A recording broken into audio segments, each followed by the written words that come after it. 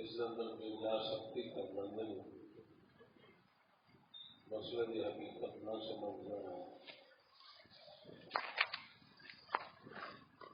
اس واسطے مجھے وضاحت محسوس کرنا چاہتے ہیں وہ ہے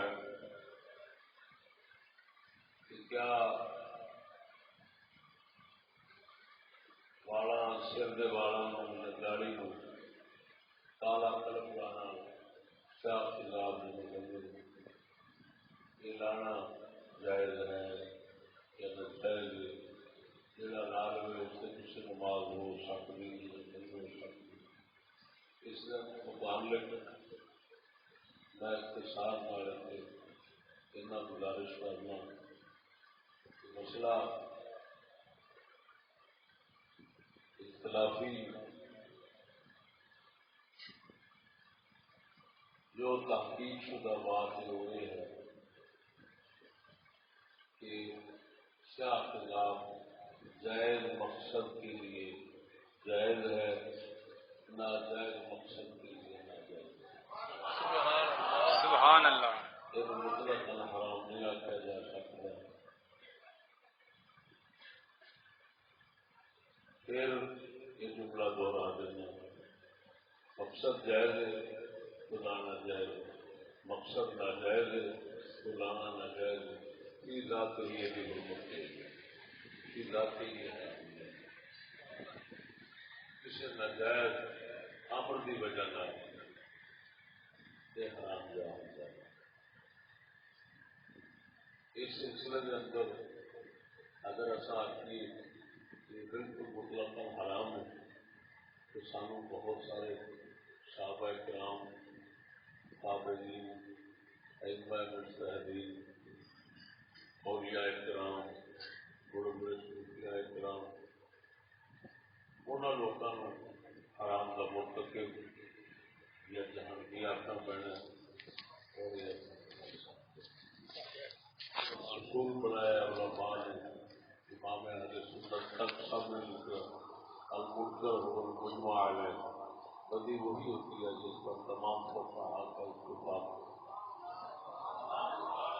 اختلاف علما جس وقت ہو جائے گا اس وقت وہ بدی نہیں آتی. میں مختصر ذاتی فہرست بنائی صحابہ کرام، تابعین اور ائمہ کرام کی حوالہ اور وہ کتابیں میرے ساری سامنے میں صرف اس واسطے وضاحت کرنا چاہتا ہوں کہ جتنے بھی جانے ہیں نا کہیں نہ کوئی بندے یہو جہ مل جانے ہیں جہے بےجا سختی کرنے لگ پہ جبکہ انہوں نے علم نہیں ہوتا. میں فہرست جی ذاتی بنائی ہے نا باحوالہ موٹی موٹیاں کتاباں حدیث دیا دس دینا. تعلیم الاثار امام محمد بن جلیل طبری رحمہ اللہ نے حضرت سیدنا زبیر بن عوام رضی اللہ تعالی عنہ کے احادیث مبارکہ کے بیان انہوں نے ایک فہرست پیش کروائی. صحابہ کرام اور تابعین کا ذکر خیر فرمایا ہے جڑے استعمال فرماندے سن جائز مقصد تھا.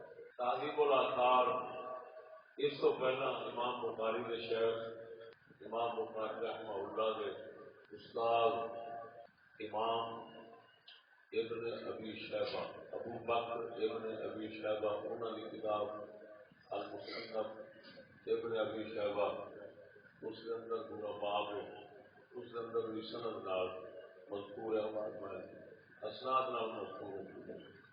انہوں کو علاوہ مشکل الاثار امام طحاوی کی شرح مشکل الاثار امام طحاوی رحمہ اللہ حنفی مذہب کے بہت بڑے بیانات محدث ہوئے.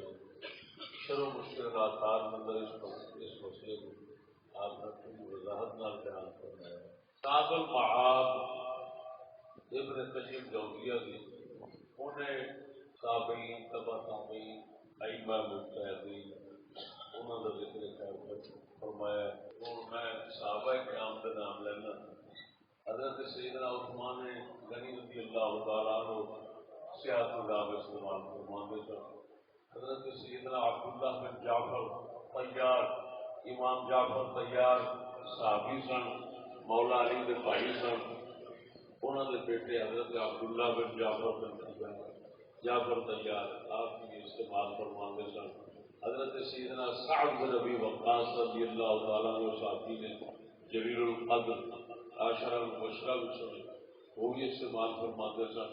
حضرت عقبہ بن عامر رضی اللہ عنہ صحابی نے وہ بھی استعمال فرماتے سن۔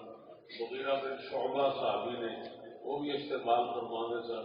جریر بن عبداللہ صحابی نے وہ بھی استعمال فرماتے سن۔ عمرو بن عاص رضی اللہ تعالیٰ عنہ بات کے تھے مصر جنا فتح فرمایا سی وہ بھی استعمال فرماتے سن۔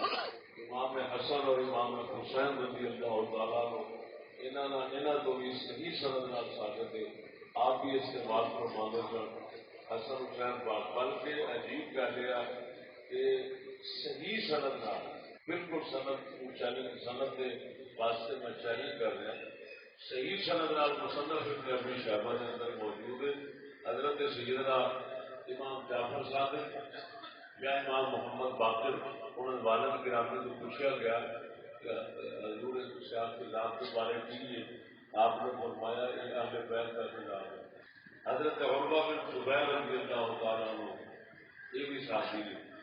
تابعین عروہ بن زبیر تابعین کے اندر عامر بن عثمان، علی بن عبداللہ بن حضرت عبداللہ بن عباس کے بیٹے علی، ابو سلمہ بن عبد الرحمن بن اسود، حضرت موسیٰ بن طلحہ، حضرت سیدنا امام محمد بن شہاب زہری رضی اللہ عنہ یہ کون ہے جنہیں سب سے پہلا حدیث کی کتاب لکھی بلکہ احادیث مبارکہ جمع کرنے کا حکم جدوں حضرت عمر بن عبدالعزیز نے دتا سی انہوں ہی دتا امام محمد بن شہاب زہری انہوں کا حوالہ مسند امام احمد بن حنبل کا بھی ہے۔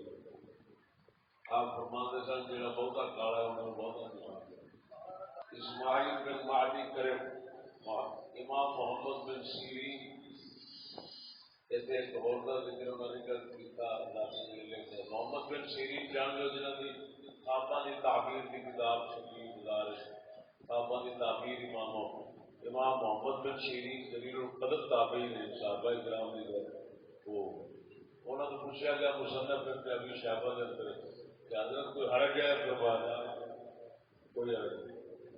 پھر مولا علی کے خلیفہ امام حسن بصری جتوں چشتیاں کا فیض ہوتا ہے مصنف ابن ابی شیبہ قادری چشتی صاحب کو بھی آپ سرکار نے مصنف ابن ابی شیبہ کے اندر آپ نے فرمایا کوئی حرج نہیں اس کے نام